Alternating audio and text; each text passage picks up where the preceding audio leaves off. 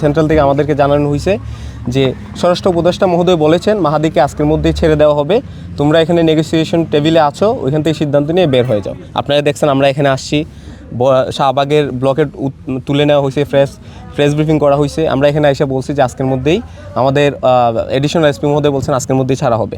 আমরা খুবই আশাবাদী, আমরা গেলাম, কথাবার্তা হইলো। আমরা খুবই দুঃখের সাথে বলতে হচ্ছে আমাদের যে বিচারিক ব্যবস্থা আজকে জাতীয় একটা ইস্যু দাঁড়াইছে, কিন্তু এই ন্যাশনাল ইস্যুতে আমাদের যে ম্যাজিস্ট্রেটগণ যারা আছেন, আমরা গিয়েছিলাম ওনার বাসায়, আমাদের একজন এডিশনাল এসপি, চারজন এডিশনাল এসপি নিয়ে, ওসি মহোদয় ছিলেন ডিবির, আমরা দুইজন, একজন অ্যাডভোকেট গেছি, বাট কেউ কোনো রেসপন্স করে নাই আমাদেরকে। কেউ ন্যূনতম যে সৌজন্যবোধ একটা বিষয় আছে এটা করেন নাই।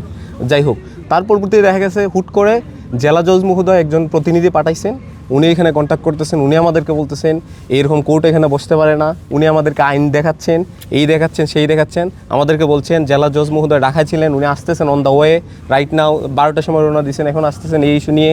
অ্যান্ড এখন যেটা আসার বিষয়, আমরা দেখলাম, আমরা আশাবাদী যে বিষয়টা নিয়ে আমাদের সাথে ওনারা কোনো কথা বলেন নাই, কোনো কিছু বলেন নাই। পদ্মা সেতু, মেট্রো রেল এবং এলিভেটেড এক্সপ্রেসওয়ে নির্মাণের গর্বিত অংশীদার বসুন্ধরা সিমেন্ট। বাট আশাবাদী যে বিষয়টা নিয়ে আমরা দেখলাম এখানে নাজির বা কোর্টের যে বিষয় আছে, ওই বিষয়ের রিলেটেড যারা আছে তাদেরকে এখানে কল করা হচ্ছে, ওনারা যাচ্ছেন।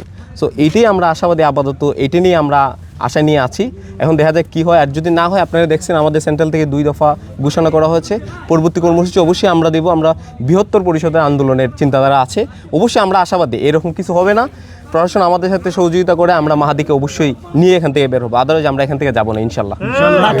তাকে কোন মামলায় গ্রেপ্তার করা হয়েছে এই বিষয়টা আমাদেরকে এখন পর্যন্ত যে বিষয় আমাদেরকে দেখানো হয়েছে, যে বিষয়গুলো বলা হয়েছে, যে এখানে রাষ্ট্রের কাজে বাধা দেওয়া এবং থানার মধ্যে যে দুর্ব্যবহার করা হয়েছে, ওইটার জন্য তাকে আটক করা হয়েছে। আর যে সন্তোষ হত্যা মামলা যে বিষয়টা আসছে, মূলত সারা বাংলাদেশের যে জুলাই অভ্যুত্থানের চেতনায় বা সারা বাংলাদেশ যখন জাগ্রত হয়ে আক্রোশে যখন এই ঘটনাটা ঘটছিল, ওইটা আসলে অভ্যুত্থানের একটা অংশ ছিল।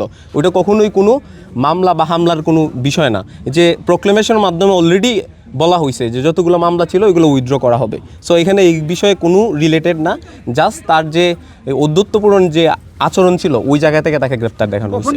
আমরা আশাবাদী কোর্ট আমাদেরকে হেল্প করলে, যদি বিচারিক যে ব্যবস্থা ওইটা আমাদেরকে হেল্প করলে, আমরা যদি ওনারা এখন হেল্প করেন, আমরা এখনই ওকে নিয়ে বের হয়ে যেতে পারবো ইনশাল্লাহ।